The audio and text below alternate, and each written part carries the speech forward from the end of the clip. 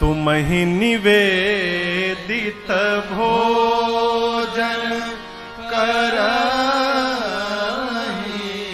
और याद रखिएगा, भगवान सामान नहीं खाते, भगवान हमारा भाव पाते। हम किस भाव से रख रहे हैं। एक व्यक्ति ने कहा, महाराज हम 4 रोटी लगाते हैं, भगवान तो खाते ही नहीं। 2 घंटा थाली रखो तो 4 ही रोटी रहती है, तो लगाने का क्या मतलब।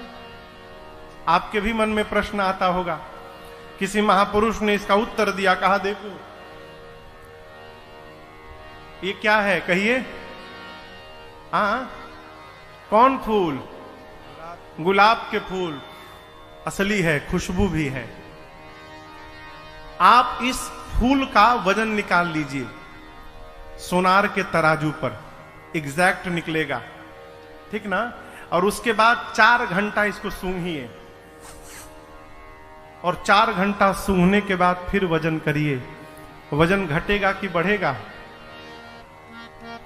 बराबर रहेगा। अरे घटना चाहिए ना। आप 4 घंटे तक इसका सुगंध लिए हैं, जिस प्रकार 4 घंटा सुगंध लेने के बाद इसका वजन कम नहीं हुआ, उसी प्रकार भगवान के सामने थाल रहती है, भगवान भोग भी लगा लेते हैं और वो घटता भी नहीं है, उतना ही दिखाई पड़ता है। भगवान भोजन का रस प्राप्त करते हैं, क्योंकि भगवान स्वयं रस वैसा है। भगवान रस स्वरूप है, रसो वैसा। भगवान रस स्वरूप है, भगवान रस प्राप्त करते हैं। घर में भोजन बने तो भगवान का थाल निकले। और मेरी प्रार्थना, जिस घर में भगवान के लिए थाल निकलती हो पहले माई बाप, उस घर के लोग जीवन में कभी भूखे नहीं सोएंगे, ये मेरा विश्वास कहता है। जहां भगवान के लिए थाल निकाली जाए, तुम ही निवेदित भोजन करहि। इस पर एक बड़ी अच्छी कथा है। अब तो नहीं रहे, स्वामी जी साकेत चले गए, पूज्य प्रातस्मरणीय पूज्य स्वामी रायेश्वरानंद जी महाराज। इस कथा पर लीला में, वृंदावन में लोग लीला भी दिखाते हैं। एक घर में एक बालक का जन्म भया। वो भोजना अवतार था। भोजना अवतार यानी भोजन के लिए ही अवतार लिया था। खाने बैठ जाए तो उठने का नाम न ले। भैया अभी मैं गया था कथा गाने बेगूसराय 2 साल पहले, तो एक आदमी मिला तो पता चला कि बहुत खाता है। अभी अवस्था होगी कितना, मनोज के कितना उम्र है? 40 साल अवस्था। मन बिया का भतीजा 40 साल अवस्था। तो पता चला कि बहुत खाते हैं। हमने भैया कितना खा लेते हैं? बोले महाराज अब खुराक खत्म हो गया, अब नहीं रहा पहले वाली बात। बोले अब कितना खा लेंगे? महाराज अब क्या बताएं हम आपको। अच्छी बताओ, दही यदि दे दी जाए अभी वर्तमान में कितनी दही खा लेंगे? बोले महाराज ये खुराक खत्म हो गया, अभी हम 16-17 किलो खा लेंगे। भैया ठाकुर जी बैठे सामने की बात है। बोले खुराक खत्म हो गया तो 17 किलो दही खा लेंगे। एक आदमी मिला, बोला महाराज हम भोजन करने के बाद 300 रसगुल्ला खाए थे। कितना? 300 भोजन करने के बाद। हमको एक आदमी मिला कथा में, एक बार आए तो हम लोग साथ में बैठे भोजन करने के लिए। हम भोजन शुरू कर दिए, वो शुरू न करें। हम बोले भाई साहब शुरू करिए। बोले महाराज हम ऐसे नहीं खाते हैं। बोले कैसे खाते हैं? बोले बित्ता से खाते हैं। मतलब? बोले एक बित्ता जब तक रोटी जमा ना हो जाए हम शुरू नहीं करते। हमने कहा भैया इनको बाहर ले जाओ, बाहर ले जाकर बिठाओ, इनका जमा करो एक बित्ता। जब भोजन करके आए तो हम बोले ये क्या नियम है, फॉर्मूला एक बित्ता? बोले महाराज जी शुरू कर दे और बीच में रोटी खत्म हो जाए तो, इसलिए पहले हम अपन जमा कर लेते हैं एक बित्ता कि टेंशन ना रहे मिली कि ना मिली, तब शुरू करते। उसी प्रकार वो आदमी खाना शुरू कर दे तो रुकने का नाम न ले। घर वाले कहें अरे बीच में पानी भी पीते हैं, तो कहता था पहले बीच आवे तब न पिए। अभी बीच में पहुंचे कहां हैं हम? घर वाले अंत में त्रस्त होकर उसको निकाल दिए बाहर। बोले जाओ यहां से भगो, कोई काम धंधा नहीं, दिन भर खाते हो। बहुत खाता है। वो बोला बहुत नहीं खाता है, जितना मेरा खाता है उतना ही खाता है। खाता से अधिक कोई नहीं खाता। जिसके खाता में जितना लिखा है वो उतना ही खाता है। घर वाले जाए, बोले जाओ बाहर खाता खोलो, यहां तुम्हारा खाता बंद। अब चला अब कहाँ भोजन मिलेगा? तो देखा एक आश्रम के दरवाजे पर, मेन गेट पर एक मोटे ऊर्ध्वपुंड लगाए महात्मा, मोटे ताजे गेरुआ कपड़ा पहने महात्मा बैठे हैं। तो ये महात्मा नहीं दिखाई पड़ा, इसको शरीर दिखाई पड़ा। बोला इतने मोटे यानी बहुत खाते होंगे। तो गया प्रणाम करके बोला सरकार आपके इस तंदुरुस्ती का राज क्या है? तो बोले भीतर अनलिमिटेड है, कोई गिनने वाला नहीं है, जब तक मन करे तब तक खाओ। पूछा काम क्या करना पड़ेगा? बोले भीतर जाओगे तो माला मिलेगी, माला लेकर ऐसे ऐसे घुमाते रहना है बस। तो बोला कि एंट्री कैसे मिलेगी इसमें? तो बोले गुरुजी से दीक्षा लेनी पड़ेगी। बोला बस बस हम यही का पता ढूंढ रहे थे, हमको भीतर एंट्री कराइए बस। गया गुरुजी से दीक्षा मिली, वो भी चोला बदला, माला लिया। अब बोला ऐसा जगह तो धरती पर कहीं होगा, भर पेट खाओ, चकाचक माला लो, सो खाओ, कोई देखने वाला नहीं, खूब आनंद पूर्वक रहने लगा हो। लेकिन ये आनंद बहुत दिन नहीं रहा। एक दिन सुबह सुबह संध्या उपासना करके दौड़ा भोजनालय में, तो देखा ठन ठन गोपाल आज कुछ बना ही नहीं। पहुंचा गुरुजी के पास, कहा गुरुजी बाल भोग का समय हो गया। बोले कौन भोग? आज एकादशी है बेटा, आज कुछ नहीं बनेगा, आज उपवास करना पड़ेगा। बोला गुरुजी बनेगा कब? कल द्वादशी को। बोला गुरुजी हम एकादशी रही गए तो द्वादशी तक बचेंगे ही नहीं, हम भोजन के लिए साधु बने हैं, हम नहीं खाएंगे मर जाएंगे गुरुजी। तो गुरुजी बोले छे काम करो, यहां तो बनेगा नहीं, तुम राशन लेके जाओ, आश्रम के बाहर नदी किनारे जाओ, वहीं नहाओ, वहीं भोजन बनाओ, अब पाओ, वहीं पाकर आना, लेकिन राम जी को भोग लगा के तब खाना। बोला जी गुरुजी। गुरुजी बोले इसको 2 आदमी का राशन देना, बहुत खाता है ना, तो 1 आदमी का राशन में पेट भरेगा नहीं, 2 आदमी का राशन देना। 2 आदमी का राशन लेकर गया, स्नान किया, बनाया। गुरु जी की बात याद आई, राम जी को भोग लगाना है, लगा बुलाने, राम जी भोग लगा लीजिए। अरे राम आइए मेरे राम आइए, अब मेरे भोजन का भोग लगाइए।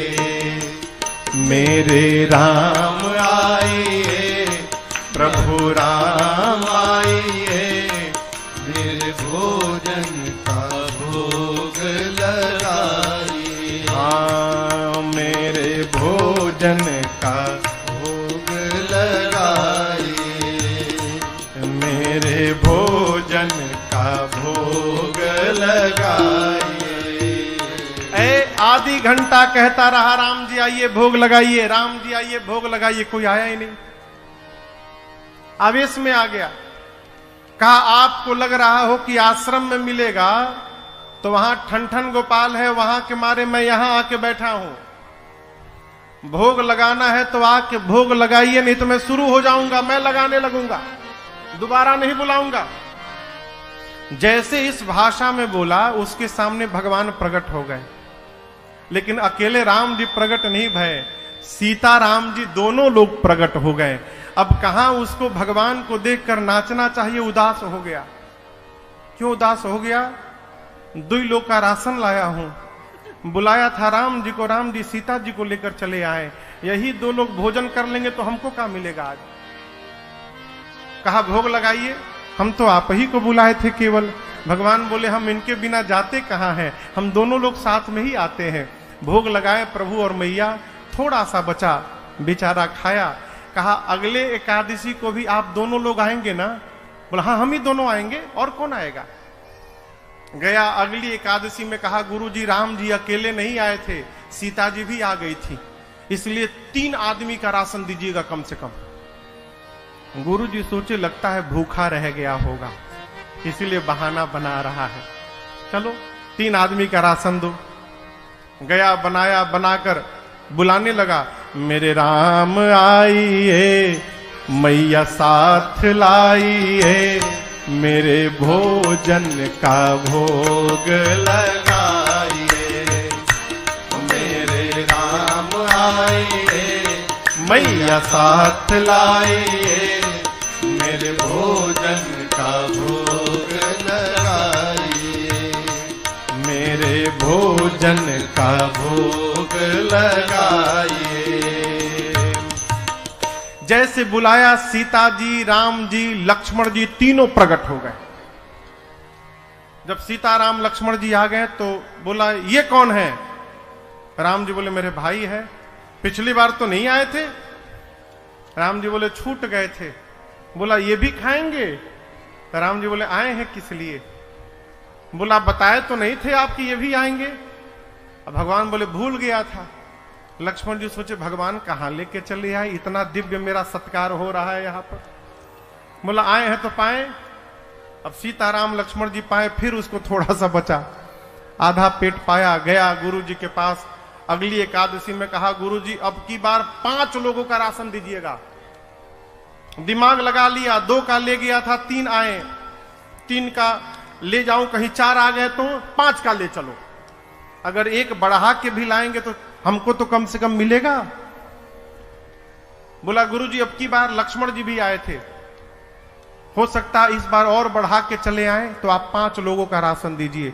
गुरु जी बोले इतना तो नहीं खाएगा, लगता है ये राशन लेकर उधर बेचने लगा है, इसको रंगे हाथ पकड़ना पड़ेगा। बोले इसको 5 लोगों का राशन दो।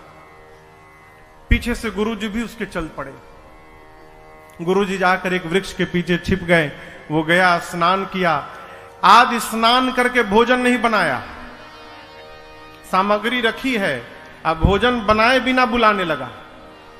मेरे राम आइए, सीताराम आइए, भैया साथ लाइए, मेरे भोजन का भोग लगाइए। मेरे राम आइए, सीता साथ लाइए, मैया साथ लाइए, मेरे भोजन का भोग लगाइए, मेरे भोजन का भोग लगाइए, मेरे भोजन का भोग लगाइए। जैसे बोला राम जी आइए, सीताराम जी आइए, भैया को लाइए, प्रकट हो गए। कौन? राम जी, सीता जी, लक्ष्मण जी, भरत जी, शत्रुघ्न जी, हनुमान जी, सब लोग प्रकट हो गए। अब वो देखा, बोले अरे अरे अरे बस करिए, आज त्वत कर दिया, अपने आए बानर को भी साथ में लेकर आए हैं। भगवान बोले कहां भोजन? बोला बनाया ही नहीं हूं, सोचा पहले बुला कर देख लूं कितने लोग आ रहे हैं।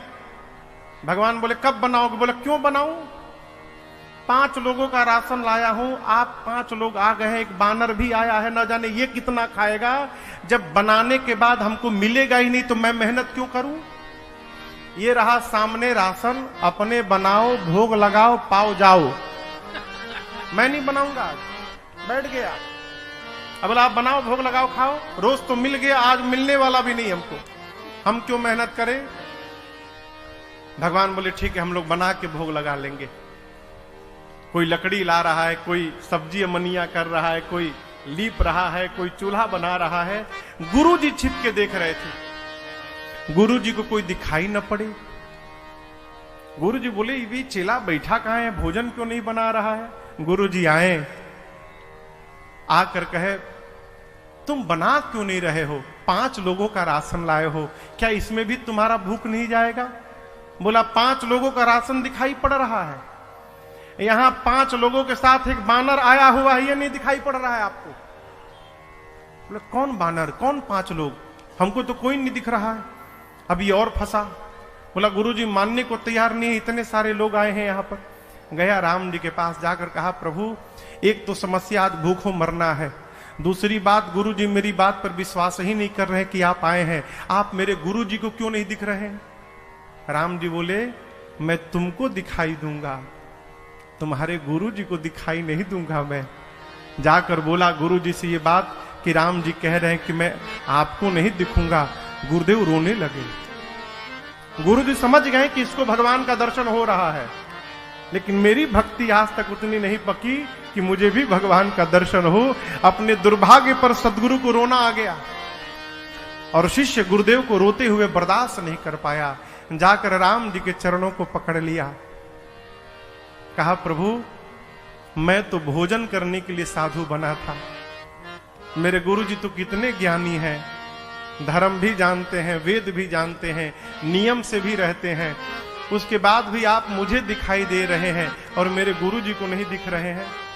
राम जी ने कहा, पुत्र सत्य है कि तुम्हारे गुरुदेव ज्ञानी हैं, लेकिन बेटे जितने सरल तुम हो ना, उतने सरल तुम्हारे गुरु जी नहीं हुए हैं, इसलिए मैं तुमको दिखाई दूंगा, तुम्हारे गुरु जी को नहीं दिखाई। भगवान के चरणों में गिर गया, कहा प्रभु मेरे लिए एक बार आप गुरु जी को दर्शन दीजिए। तो भगवान ने उनके गुरुदेव को भी दर्शन दिया, पंचायतन दरबार के साथ दर्शन दिया। ये क्या है? तुम ही निवेदित भोजन करही।